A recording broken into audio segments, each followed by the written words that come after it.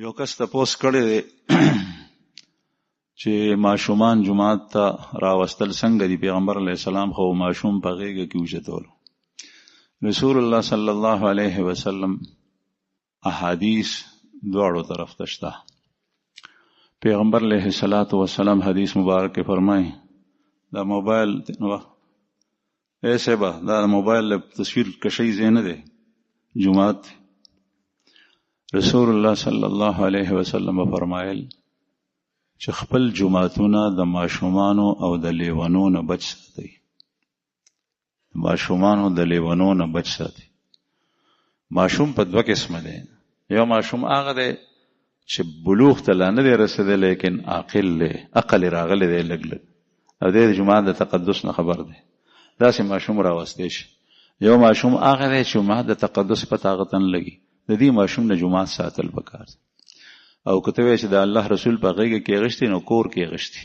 البته یو واقع په حدیثو کې راځي چې یو ځل مبارک په منبر باندې ناستو او نوسو کې یو کس حسن یا حسین په خړپو سره روان. نو پیغمبر علیه السلام واغشتو. خو دغه وخت کې دام ویلیو چې دا بچی ګوره اولاد فتنه ده. بل هغه ماشوم چاروسته نو هغه په خپل په خړپو سره غلیو. نو یو هغه چې ماشوم په منډه راخلاص شي صفونو مخې ته تیر شي بهر نه رالو هغه په ایسارولو نه ایساریږي. هغه بیل شی دی. هغه خو ماشوم مکلف نه دی. یو دا ده چې ته راولې او ځان سره د کینولې دی او په حرم شریف کې ما په خپل سترګو لیدلی چې دا پلارې په موږ باندې بالکل پوه نشي. او بعضې پلاران چې کوم دی نو د حرم شریف جمع د دې ماشوم د وجه نه پرېږدي. نو ته حرم شریف ته د ماشوم د سنبالولو لپاره راغلی.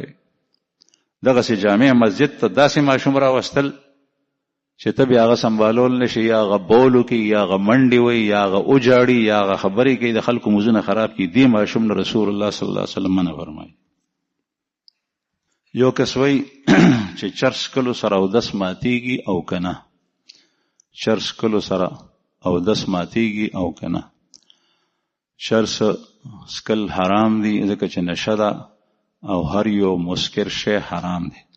او که چرس سره ته په نشه کې شوې پرکاله شوې په ځان نه پوهېږې باد د نتلي نو دې سره اودس ماتیږي. یو کس وایي چې حضرت خضر علیه السلام په واقعه کې هلک قتل کړی و خضر علیه السلام. نو آیا پیشګي خطرې د وجه نه څوک قتلولی شي یا یو سړی خودکشي د دې وجې وکړي چې زما ایمان ته نقصان ونه رسي مخکې نه ځان ووجنم داسې کولی شي؟ نه، داسې نشي کولی. بل څوک هم نشي وجلی مخکې نه او خپله خودکشي هم نشي کولی. او تر څو چې د خضر علیه السلام نو ماشوم قتلول دي نو خضر علیه السلام سره موسی علیه السلام پیغمبرو او چې کله ټول واقعات وشول نو خضر علیہ السلام په آخر کې وی دا قول آیت قرآن پاک کې شته وما فعلته عن امری یہ جتنے بھی کام میں نے کیے ہیں یہ میں نے اپنی طرف سے نہیں کیے. دا ټول کارونه ما خپل ځان نه ندي کړي. یعنی دا د الله جل شانه په وینا سره ما کړي. نو چې د خدای حکم راشي خو د خدای حکم دی. ابراهیم علیه السلام ته د الله حکم و چې زوی حلال کا نو ته به خپل بچی روانې حلالې وي؟ نه، هغه ته خو الله جل شانه ویلي. یو کس وایي چې علم حاصلول په هر مسلمان باندې فرض دي. دې نه مراد کوم علم دی او څومره علم دی؟ څومره چې د انسان په ژوند کې دته احکام متوجه کیږي د هغې علم حاصلول فرض دي. لکه د بالغ شو نو مز په هر مسلمان نارینه زنانه باندې فرض دی. نو د موز علم حاصلول فرض شو. د مالدار شو د سره مال رالو زکات په فرض دی. نو د زکات علم هم په فرض دی شو. د حج ته ځي پیسې ورسره رالې حج په فرض شو. نو د حج علم هم په فرض شو چې حج ته لاړ شي او پس پوهېږي نه نو داسې ونه شوه احکام نشي ادا کول. دې نه دا علم مراد. او تر څو چې د ټول دین علم دی لکه علما وي نو داسې یو کس په علاقه کې په محله کې دا په کار دی چې هغه ته د غزې خلک رجوع کوي هغه نه تپوسونه کوي.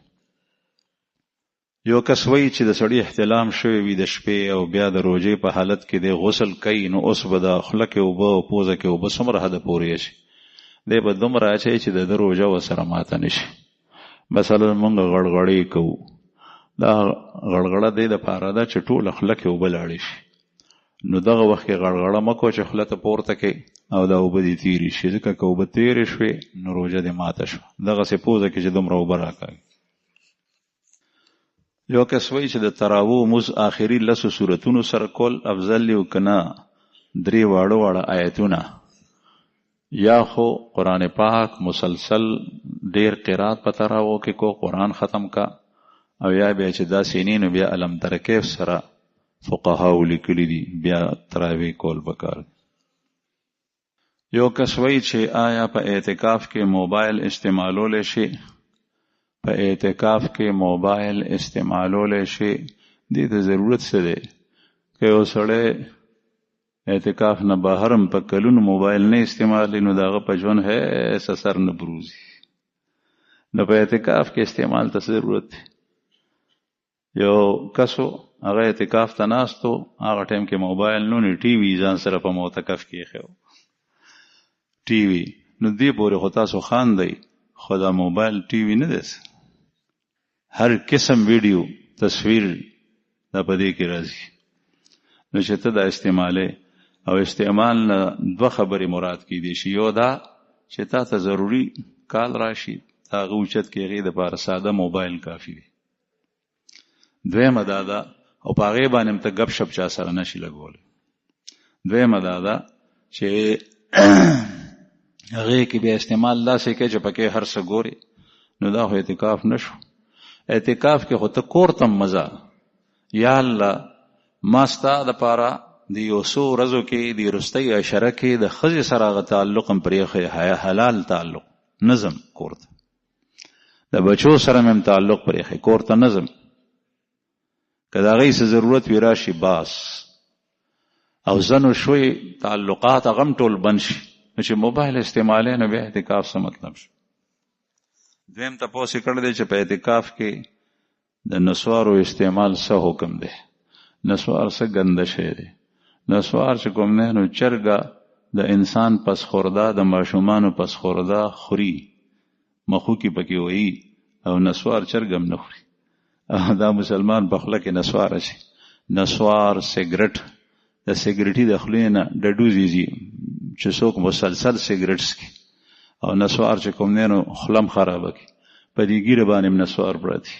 زه یو ځل عمرې ته تلم، نو په عمره کې ما سره په هوټل کې یو بوډا و د میاوالي، هغه د هغه څه داسې بیماري وه چې ټوله شپه ټوخه ټوخه ټوخه ټوخه، 5 کټونه او بیډونه و په هغه کمره کې، بل چې به څوک رالو نو هغه به شپه تیره کړي یا نه تیره کړي، هوټل والا ته به چې ما ته بله کمره کې غم وکړه، زه دې سړي سره زه نشم پاتې کېدی، لا بړو. ما ته هم دې نس بیا بیا وی، خو ما وی چې دا ستا امتحان دی، ځکه دا سړی که مړ شو د شپې د سره څوک شته دی نه، راغلی دی عمرې ته، حرم ته به نه تلو، لنګې والی او بس پروت. سهار ټایم کې به یې طبیعت ښه، ټوله شپه به ټوخېدو، چې ټي وي غونې بیماري و. نو هغه کمره کې یو ځل یو بل سپین ږیری رالو، پښتون و، هغه ما ته وایي یاره استاذ که ته نه وی که نه دې کمره کې، نو دې دله سره خو ما 1 غنټه نه دی روانه، ټوله شپه ټوخه ټوخه ټوخه ټوخه ټوخه ټوخه. ده سره به د چاپلار وخت تیر کړي، ما سره ناست دی، زه په کټ کې دغه وخت کې ډډه مې والي وه، تکیا مې والي وه، دی ما سره د کټ خپو ته کېناستو، هغه بوډا دا پښتون خولې نه یې نسوار راوویستل، هغه ګزاري نو هغه شنه هغه، او زما کټ سره یو مګل. نو ما یې چې ته د هغه ټوخه ټوخه نشي برداشت کولی، او ستا د نسوار به څوک برداشت کړي؟ نو نسوار څه شی دی؟ اعتکاف خو جماعت کې کېږي. جماعت کې و پخوا خلکو کې علم نو، لیکن ایمان پکې وو، او د الله یره پکې وه. د نسوارو ډبې وې په سپلۍ کې کېښو، جماعت ته چې بدن نه کېدو، بیا به چې جماعت نه راووتو نو بیا هغه ډبې ولوچت کو، بیا به پیزار واچولو، دومره به یېرېدل چې یاره دا ګنده شی دی، جماعت ته یې نوړ. یو کس وایي چې جنازې په مونځ کې ثنا، درود او دعا ویل افضل دي، او که نه د مونځ واله ثنا، درود او دعا، چې کوم یو وی مونځ د جنازې دي کېږي. یو کس وایي چې یو حافظ د قرآن د پخولو دپاره، پخلی دپاره، دور دپاره تراویح په کور کې ځان ته کوي، دا بهتر ده که امام سره بهتر ده؟ امام سره د جمع مونځ کې تراویح بهتر دی. بل کس وایي تپوس یې کړی دی چې تراویح سنت دي، نو دا صرف په جماعت کې کول پکار دی که بیټه که حجره کې کور کې هم کولی شي؟ هلته هم کولی شي. جماعت کې پکار دی، د محلي جماعت د تراویحو نه خالی کول نه دی پکار. لیکن که یو سړی فرض مز د ماسخوتن په جماعت کې وکړي او بیا د خپل قرآن هم اوري په بیټک کې په کور کې، نو داسې کولی شي. وای که چېرې یو حافظ قرآن په اعتکاف کې ناست دي او د ماسخوتن فرض وکړي او تراویح د امام سره ونه کړي او وروسته بیا تراویح خپل ختم د امام د جمع نه کوي، نو داسې کول جایز دی که نه؟ زما خو خپل دغه وخت کې ذهن کې دا مسله راځي چې په جماعت کې چونکې مکان واحد دی او هلته جمع ولاړه ده، نو داسې کول نه دی پکار. ها که د جماعت نه بهر ته لاړ شي، نو چې ته اعتکاف کې جماعت نه بهر کځې خو بیا ستا اعتکاف ماتېږي، نو داسې دلته کې نه دی کول پکار. خپل ختم کته کې هغه ته په نفلو کې هم کولی شي، تهجد کې هم کولی شي. امام سره تراویح کو او بیا ټوله شپه ولاړ یا تر سهاره. یو کس وایي که یو سړی په عامو ورځو کې تهجد وکړي او بیا چې کله سبا راوخیږي نو د سحر مونځ ځان ته وکړي، دا بهتر ده؟ او که تهجد نه کوي او د سحر مونځ جمع سره وکړي، دا بهتر ده؟ د دې په خپله کې تقابل کول نه دی پکار چې دا بهتر ده که دا، بلکې ظاهره ده چې تهجد کول او مونځ جمع سره کول دا بهتر ده. البته دا عادت جوړول چې سړی تهجد وکړي بیا ویده شي مونځ ځان ته وکړي، داسې نه. رسول الله صلی الله علیه وسلم په حدیث کې سخت وعید راغلی دی هغه خلکو دپاره چې څوک په جماعت کې د جمع مونځ پرېږدي. دا الله رسول فرمایي چې کوم خلک جمع ته جماعت ته نه راځي، په کور کې مونځ کوي، نو زما زړه غواړي چې د هغوی کورونو ته مې اور واچولی. یو سړی یو کس تپوس کوي چې چا سره 10 تولې سره زر دي او هغه 15 تولې خپلو نابالغو ماشومانو پسې کي، نو دې کې زکات شته او که نه؟ او زکات شته. دا هیله ده او داسې هیله په نوم کولو سره چې کوم دی نو هغه د مالکان نه ګرځي، دی به زکات ورکوي. یو کس وایي چې آیا د سحر مونځ نن سبا په رمضان کې په وړو صورتونو سره کولی شي؟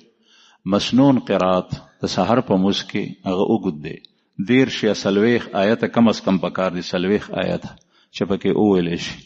نو په لنډو صورتونو سره د سحر مونځ کول نه دي پکار. د رمضان مبارکه میاشت ده، که شپه چا رونه کړي یا په هغه باندې د خوب بیړی، نو د هغې دپاره مونځ مختصرول نه دي پکار. بل تپوس یې کړی دی چې د مونځ کې تهجد نه پس د درود ابراهیمي نه علاوه بل یو درود ویلی شي، که وی نو مونځ یې ورسره کېږي، لیکن درود ابراهیمي افضل دی. یو کس وایي چې عقیقې دپاره 9 ورځ د ماشوم د پیدا کېدو یا 14مه او 21مه دا چې تیری شي، نو بیا د دې نه پس د 9 اعتبار شته دی او که نه چې کله وکړي، نو د 3 کې خو دغسې پکار ده چې داسې وشي. لیکن د 3 نه پس بیا عقیقه بعضې حضرات وایي چې عقیقه پاتې نه شوه، صدقه او خیرات شو، او بعضې وایي چې نه، بیا هم د 9 خیال ساتل پکار دي چې په 7 تقسیمي. یو کس تپوس کړی دی که چېرې یو سړی بیمار وي او د روژه نشي نیوی او بیا د ده د ټیک کېدو امید هم نی چې دی به قضا و نسیانه دی، اوس نه فدیه ورکولی شي، فدیه ورکولی شي. لیکن که څه وخت هم دی د هغې بیمارۍ نه ښه شو، نو هغه فدیه به یې دغسې خیرات شي او بیا به روژې نیسي. یو کس وایي چې په موبایل کې قرآن پاک تلاوت کول څنګه دي او بغیر اودسه موبایل ته بیا لاس وړی شي که نه؟ د قرآن پاک تلاوت په موبایل کې ټیک دي، لیکن کوم ثواب چې په مصحف کې دی، اصل قرآن کې دی، هغه ثواب نه حاصلېږي، د تلاوت ثواب دته حاصلېږي. بل دا که ستا په موبایل کې فحش تصاویر ویډیوګانې دا ډېرې وي، نو په هغې کې قرآن تلاوت مه کوه. بل تپوس یې کړی دی چې آیا قرآن پاک دا موبایل مسح کولی شي چې قرآن پکې وي؟ نو که چېرې قرآن پاک په سکرین باندې پروت وي، مخامخ تا ته ښکاري، نو اوس ورته بې اودسۍ کې لاس موړه، او که چېرې دا غیب شي د سکرین نه، نو بیا ورته وړی شي. یو کس وایي چې په تراویحو کې سجده پاتې شي، نو بیا څه کول پکار دي؟ چې سجده پاتې شو او دا غ تراوی 2 رکعاته کړې وي نو دا 2 رکعاته اونشل دا دوباره کول پکار. بل تاسو کړه دې چې په تراو کې په 2 رکعات کې قاری او حافظ پاسي 2 رکعاته کړې دی او پاسې دو نو بیا سکول پکار دی د بیا کې نستل پکار دی او سجده ساو کول پکار دی مزبیټ شي. تلاوت دوران کې وای هر صورت په ابتدا کې بسم الله پکار دا او کنه نیخ پنیغ بل صورت شروع کول شي. د هر صورت په ابتدا کې تلاوت دوران کې بسم الله ویل پکار دي. کواړه واړه صورتونه ولینی البته په مسکه نه مسکه چې ولاړ او قرات کې نو بیا نه وای کله زکات په پیسو باندې چا مسلمان تا یا رور تا یا خور تا د نقد پیسو په ځای باندې کپڑے والے وغي ته پته نه چې دا زکات کې د نداسي کول شي او کول شي لیکن داسې چې هغه ته د دې سي ضرورت وي کاغه ته ضرورت نه بیا ته پیسې ورکا ځکه چې په پیسو باندې ده سل قسم سيزونه کې یو انتخاب ځان ته کول شي او دا خو یو ده کپڑے یا باغ سره کپڑے وی ان ته به ضرورت نه نو بهتر دا چې نقد ورکي لیکن زکات په دې سره هم ادا کی. یو کس وای چې زنانه سره 3 یا 3.5 تولې سر زر دی وغي سره لزر یا 15,000 روپۍ هم شته دی پرتی دی وسره نو په دې باندې زکات فرض دی. لکه چې نن سبا د سونی قیمت ډیر دی چې دا وسره یوځای کې په هغه باندې ډیر سپینځر کی. یو کس وای چې د تراون پس وتر په جمع سره کول پکار دي نو آیا دا همیشه کول پکار دي که کله کله پرې خل پکار دي؟ همیشه وتر د جمع سره کول پکار دي چې تراوی د په جمع سره وکړي. یو کس وای چې سوشل میډیا دا په خبره متواتر کې راځي او کنه نن سبا د سپومۍ د لیدو خبر په نور ملکونو کې راشي نه دا خبره متواتر شو د میډیا په ذریعہ او کنه دا غي ویناوی کچره شهادت گواهان په خپل باندې او یوستا یقین وشي چې دا په خپل باندې لګیا دي نو دې سره بیا کې دي شي دا غسینه. بل تاسو کړه دې چې نن سبا بعض خلک د حکومت د اعلان نه بغیر افغانستان یا سعودي عرب سره روزنی سي آیا دا درسته وکنه که یو سړی په افغانستان کې وي هغه افغانستان سره روزنی وي شي سعودي عرب کې وي سعودي عرب سره روزنی وي شي دلته اسلامی حکومت ته مسلمانان پاتې کیږي نو دلته چې کله د ملک په سطح باندې اعلان نه شوی نو بیا نه دی نیول پکار بلکې دلته د ملک سره نیول پکار دي. ها البته کدا سي زیوی لکه یورپ وغیرہ وغیرہ شالته کې اسلامی حکومت نه د کافر حکومت ته مسلمانان زی په زیوی 2% 2.5% وغیرہ وغیرہ هغه مسلمانان ک نږدې خوا کې د غي سره د مسلمانانو کوم حکومت ملک ته د غي سره روزه وختر کول شي. یو کس وای چې زکه کله نیک عمل کوم د الله د رضا لپاره خو مور خپل تم او مې ويم چې ما دا نیک عمل کو یا استاد ته چې غم خوشحال شي دا څنګه دی هغه ته موایا او کچا اولی دی هغه خوشحال شول نو ټیک ده نیک عمل خالص د الله د رضا لپاره کول پکار دي. یو کس وای چې د کرایې په کور کې پاتې کېږم ما 2 پلاټونه په دې نیت سره غشتي دي چې زه به دا خرڅ کم او کور به په جوړوم د دې دواړو پلاټونو قیمت تقریبا 80 لک روپۍ دی په ما باندې زکات فرض دی کنه او پتا باندې زکات فرض دی ځکه چې ته په دې پلاټ باندې کور نه جوړې دا د کور د پاره نه غشته دا د خرڅ ته پاره غشته دی کوم پلاټ چې د خرڅ ته پاره والے په غي زکات ته دغه په مالیت. یو کس وای چې زما کور والا دا یو نیمه میاشت یو شپه په اپریشن باندې دغه بچی شوی دی ماشوم ته پي ور کوي کله روغي او کله بیا ناروغي نه دا روجي اونیسی او کنه دا دی روجي اونیسی ترسو نیسی دی ترسو پورې چې یقینا دانی د طبيبان ډاکټران دا نوې چې تا روجه اونی و نو ته وګوره خراب حالت ته لاړ شي یا به بیماری وګد شي یا بمړ شي ترسو پورې چې دانی ویلې شوی نه ترغه پورې دا روجي نیسی. یو کس وای کسو قبله ته مخ کی او متیازه کوي نو داسې کول څنګه دی؟ حدیث مبارک کې سخت ممانعت راغلی دی دا حرام دی چې یو سړی قبله ته مخ کی او د سماعتي تناشي. رسول الله صلی الله علیه وسلم فرمایي لا تستقبل القبلة بغایت او بول بڑا پیشاب کرتے وقت اور چھوٹا پیشاب کرتے وقت قبلے کی طرف رخ مت کیا کرو. بل تپوس کړه دی چې بعضی خلک وایي چې مسجد اقصا بیت المقدس طرف ته به هم چې اودس ماته کې نو مخ بنه کې نو یو قول دا شته دی د علماو د احادیثو په شروحاتو کې لیکن به هر حال جمهور وایي چې هغه طرف ته مخ او شا راشي نو خیر دی خو چې قبلي ته رانشي